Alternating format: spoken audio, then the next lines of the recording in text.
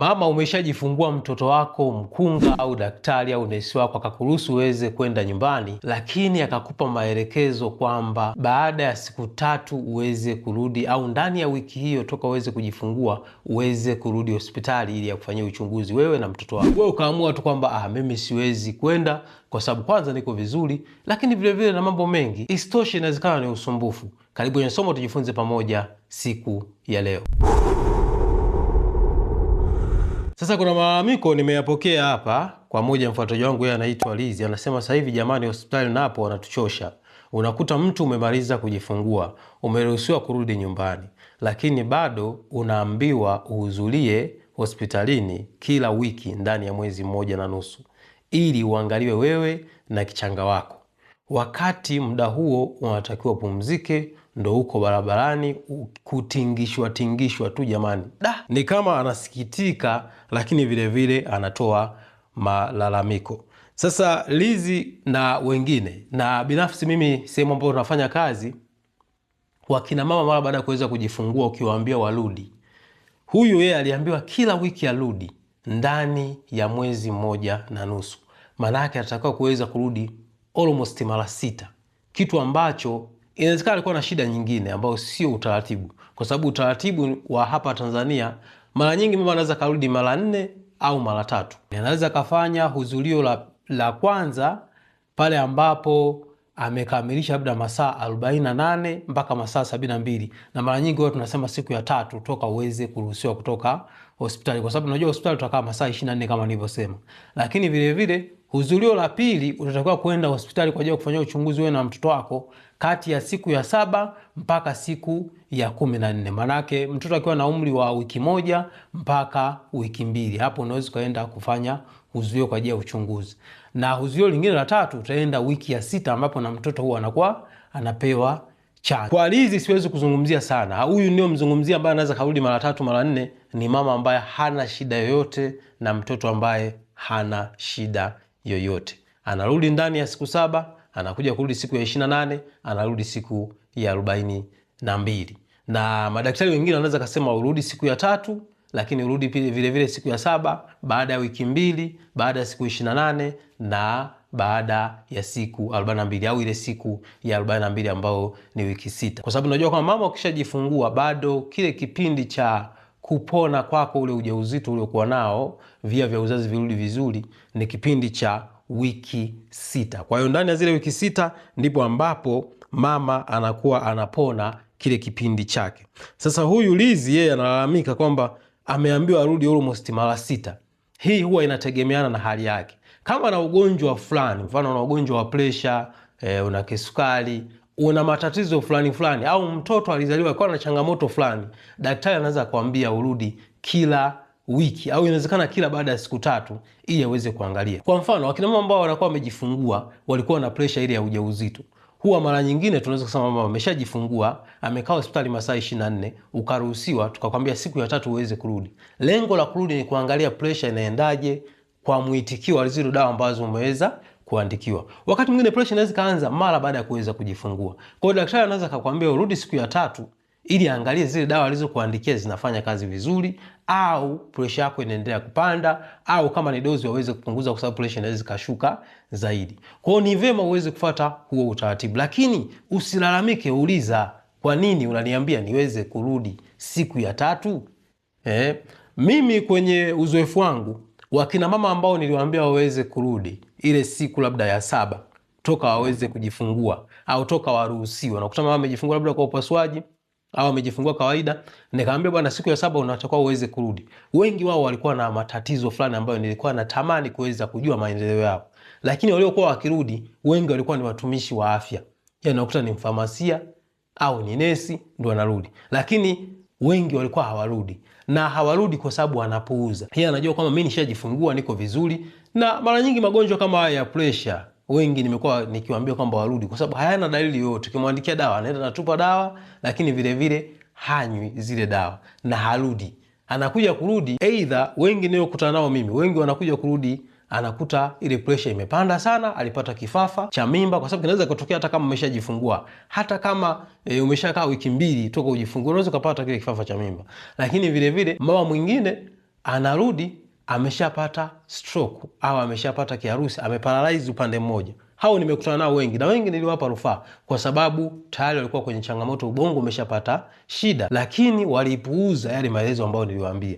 Rudi baada ya siku 3, akaona yeye kwamba mimi siwezi kurudi, na dawa zangu akaweza kuzitupa. Kwa hiyo tunatoa ushauri, lakini usipuuze, usione usumbufu kwamba kurudi hospitali ni usumbufu. Kuna mambo mengi sana ambayo tunaangalia. Kwa mfano, ukiambia urudi siku ya 3, wataangalia afya ya mtoto wao. Wengi walikuwa wakirudi watoto wao unakuta amefariki, aidha alimlalia mtoto au alikosea namna ya kuweza kumlaza mtoto au alikuwa busy na shughuli zake. Mwisho wa siku anakuletea mwili wa mtoto ambaye ashafariki tayari. Anarudi, anakuja wakati mwingine na malalamiko, lakini ulishampa utaratibu kwamba unatoka urudi lini.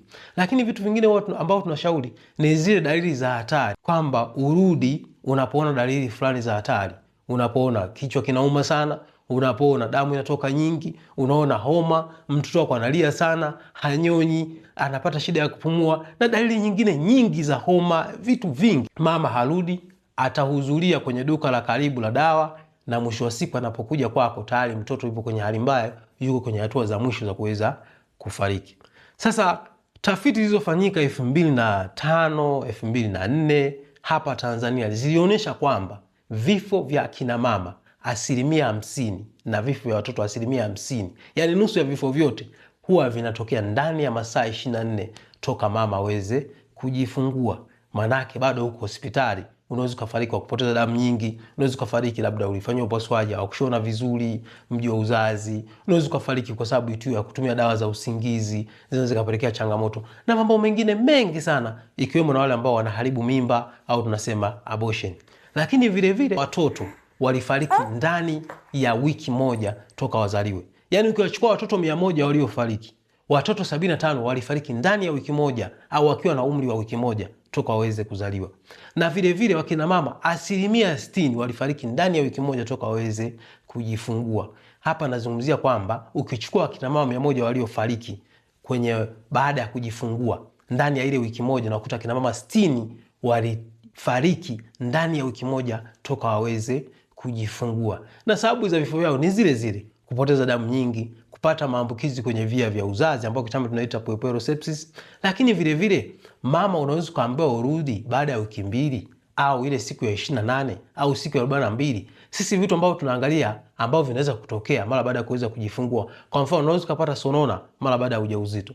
Unaweza kupata ugonjwa wa akili, kama kuchanganyikiwa, tunasema kirahisi, kwa lugha rahisi, ambayo tunaita puerperal psychosis, ambayo inatokea kwa mama mara baada ya kuweza kujifungua. Hizo zote utagundulika kama unahudhuria kliniki mapema kwa kufuata utaratibu ambao umeweza kuambiwa.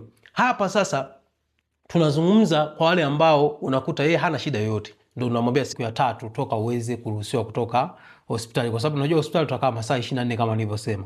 Lakini vile vile hudhurio la pili, utatakiwa kwenda hospitali kwa ajili ya kufanyia uchunguzi wewe na mtoto wako kati ya siku ya 7 mpaka siku ya 14. Manake mtoto akiwa na umri wa wiki 1 mpaka wiki 2, hapo unaweza kaenda kufanya hudhurio kwa ajili ya uchunguzi.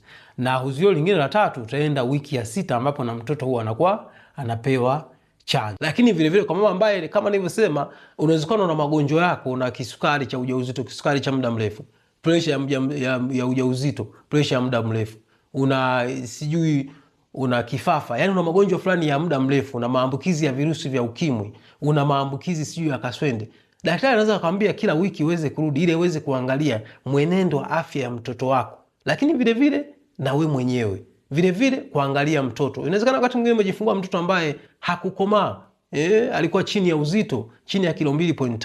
Kwa hiyo unaweza kuambia kila wiki lete mtoto wako tuweze kumuona anaendeleaje, uzito unaongezeka, kwa sababu uzito lazima ongezeke kila siku gramu 30. Na anapofikisha mwezi mmoja lazima ameongezeka walau kilo 1. Lakini vile vile kama mtoto wako haongezeki zile gramu ambazo zinatakiwa, maana kuna shida, wanaweza kuwa wanaangalia lishe, unapata maziwa ya kutosha, unampa chakula cha kutosha mtoto wako ili aweze kuongezeka uzito kila siku, kwa sababu hiyo lazima tuangalie kila siku uzito unaongezeka. Sasa anaweza akwambia kila wiki uje ili aangalie toka wiki iliyopita alivyokuruhusu uende nyumbani mpaka siku 7 umekamilisha, je, umeongezeka zile gramu 210? Maana akachukua 30 mara 7, gramu 210, je, zimeongezeka?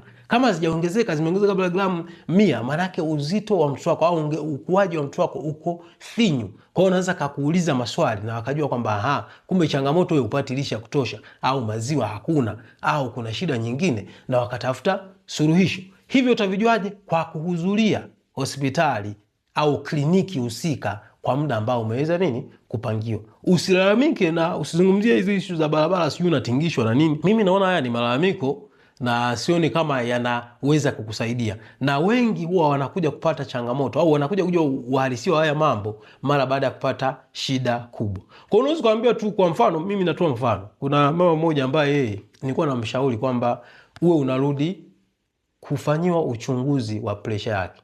Yeye alipoondoka alipotea jumla, na kwenye mawasiliano yake alikuwa hapatikani. Kwa mwisho wa siku anakuja kurudi tayari na stroke. Unapokuwa na stroke au kiharusi na umesha paralyze, maana yake tayari unaongeza gharama kubwa kuliko ile gharama ya kwenda rudi ya hospitali. Uende nyumbani urudi uangaliwe pressure yako inaendeleaje na matibabu yako yanaendeleaje. Kwa hiyo wewe dawa umeandikiwa, umeziacha utumie, labda unatumia vitunguu saumu au dawa za kienyeji ambazo umeelekezwa na ndugu zako huko nyumbani. Umeacha ushauri wa daktari kwa sababu ushajifungua mtoto wako unanyonyesha. Umefurahia ndio, lakini je, unafuatilia yale ambayo umeambiwa? Mwisho wa siku unapopewa rufaa kwenda kwenye hospitali za kanda, hospitali za rufaa, hospitali za rufaa ambazo wakati mwingine hospitali za taifa, mwisho wa siku gharama zinakuwa kubwa sana, na mwisho wa siku unakuta wewe mwenyewe huwezi kuziweza kuziafford hizo gharama, na mwisho wa siku unaweza kupoteza maisha au kaisha kuwa wakilema wa maisha yako yote au muda mrefu kwa sababu tu ya kitu kidogo tu cha kwamba uende hospitali ambacho wewe ulikuwa unaona kwamba ni usumbufu. Kwa hiyo kama umejifungua, fuata maelekezo ya mtaalamu, awe ni nesi, mkunga, daktari. Akikuelekeza kesho kutwa urudi, njoo urudi. Kama umeshindwa, ni bora ukamwambia kwamba mimi nitashindwa kurudi kwa sababu hapa ni mbali, nitaenda kliniki ya karibu. Na ukienda kliniki ya karibu, kama na namba ya simu ya daktari au mkunga, mpigie simu, nimeenda. Kama ni pressure nimeangaliwa, kama ni kidonda nimeangaliwa, nimeambiwa hivi na hivi, maendeleo ni mazuri. Yeye atakupa recommendations kwamba hicho unachoendelea ni vizuri, lakini bado utahitaji muda fulani urudi kwake, ili kwa sababu yeye ndo anajua, alikuanzishia hiyo huduma, yeye anafahamu kwamba wewe kulingana na hiyo huduma, basi ulipofikia hii hatua ni hatua ambayo ni nzuri. Sasa kama mtu akona swali niulize hapo chini, mimi nitakuwa tayari kuweza kujibu swali lako wakati wote. Sasa tunajua kwamba inawezekana unajiuliza maswali, uzazi wa mpango uweke lini mara baada ya kuweza kujifungua? Tunajua kwamba mara baada ya kuweza kujifungua unaweza kupata mimba ile miezi 6 ya mwanzo hata kama upati hedhi. Na moja ya mambo ambayo huwa tunazungumza zaidi ndani ya zile wiki 6 za mwanzo ni masuala ya uzazi wa mpango. Kama ulikuwa unajiuliza uzazi wa mpango unatakiwa uwekewe lini mara baada ya kuweza kujifungua mimba yako na una mtoto unanyonyesha, ukiwa una swali hilo unaweza click suggestion hiyo hapo ukasikiza video kuhusiana na uzazi wa mpango uweke lini mara baada ya kuweza kujifungua. Ukiwa una swali hapo chini, mimi nitakuwa tayari kuweza kujibu swali lako wakati wote. Karibu sana.